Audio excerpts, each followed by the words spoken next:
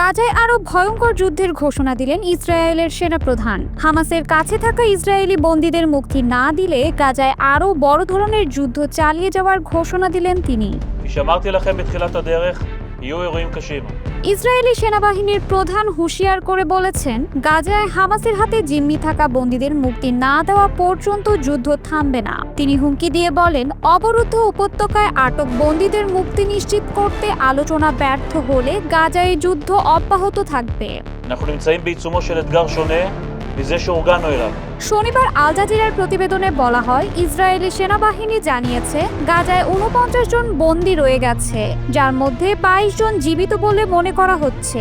Israeli সেনাবাহিনীর এক বিবৃতিতে সেনাপ্রধান ইয়াল জামির বলেন, আমি অনুমান করি যে আগামী দিনে আমরা জানতে পারবো আমরা আমাদের জিম্মিদের মুক্তির জন্য একটি চুক্তিতে পৌঁছতে পারি কিনা। যদি না হয় তাহলে যুদ্ধ অব্যাহত থাকবে এবং তা আরো ভয়ঙ্কর হবে। এদিকে ইসরায়েলের প্রতিরক্ষা মন্ত্রী দাবি করেছেন, বেইত হানুনে হামাস সদস্যরা আত্মসমর্পণ করেছে। এর প্রমাণস্বরূপ ইসরায়েলের প্রতিরক্ষা মন্ত্রী ইসরায়েল কাতজ একটি ভিডিও শেয়ার করেছেন। দৃশ্যত আকাশ থেকে তোলা ফুটেজে দেখা যায়, ধ্বংসস্তূপ বিশিষ্ট এলাকা থেকে ৩ জন ব্যক্তি বেরিয়ে এসে হাঁটু গেড়ে বসে তাদের হাত উপরে তুলে ধরেন। এক্স টিভিতে ভিডিওটির সাথে শেয়ার করা একটি পৃথক ছবিতে দেখা যায় ৩ জন নিরস্ত্র পুরুষের একটি দল কেবল অন্তর্বাস পরা। কাজ পোস্টে লিখেছেন, তারা সুড়ঙ্গ থেকে ধ্বংসপ্রাপ্ত শহরে বেরিয়ে আসছে। ইসরায়েলি সামরিক বাহিনী তাদের উপরে এবং নিচে উভয় লক্ষ্যবস্তু ধ্বংস করছে।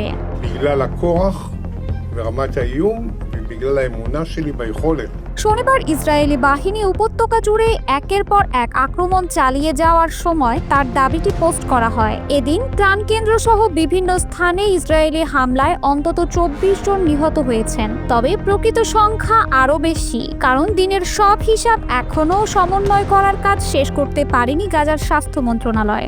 এদিকে ফিলিস্তিনের পশ্চিম তীরে ইসরায়েলি বসতি স্থাপনকারীদের হামলায় আরও এক মার্কিন নাগরিক নিহত হয়েছেন। রামাল্লার উত্তরে সিলওয়াত শহরে তাকে হত্যা করা হয়। নিহত ৪০ বছর বয়সী খামিশ আয়াদের আত্মীয় স্বজন শুক্রবার নিশ্চিত করেছেন তিনি একজন আমেরিকান নাগরিক ছিলেন।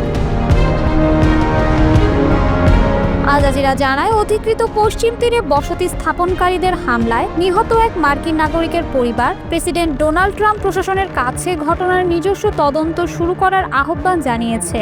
এ হামলায় ন্যায় বিচারের দাবি জানিয়ে তারা মার্কিন প্রশাসনের কাছে বার্তা পাঠিয়েছে।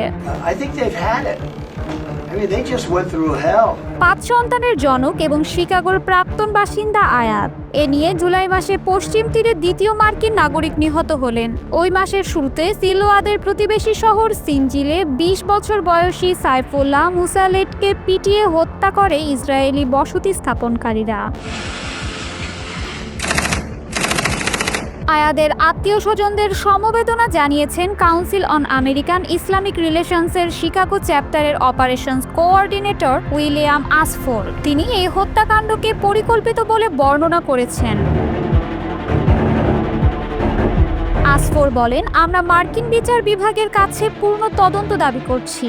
একজন আমেরিকান নাগরিক নিহত হয়েছেন, জবাবদিহিতা কোথায়? নিহতের চাচাতো ভাই মাহমুদ ইসার মতে, বৃহস্পতিবার ভোরের দিকে বসতি স্থাপনকারীরা আয়াদের বাড়ির বাইরে গাড়িতে আগুন দেয়। আয়াত আগুন নেভানোর জন্য ঘুম থেকে উঠে বাইরে যান, কিন্তু তারপর ইসরায়েলি সেনাবাহিনী ঘটনাস্থলে উপস্থিত হয় এবং তার দিকে কাঁদানে গ্যাস ছুড়ে মারে। পরিবারের অভিযোগ, জ্বলন্ত গাড়ির ধোঁয়া ও টিয়ার গ্যাসে সৃষ্ট শ্বাসকষ্টে আয়াদের মৃত্যু হয়েছে।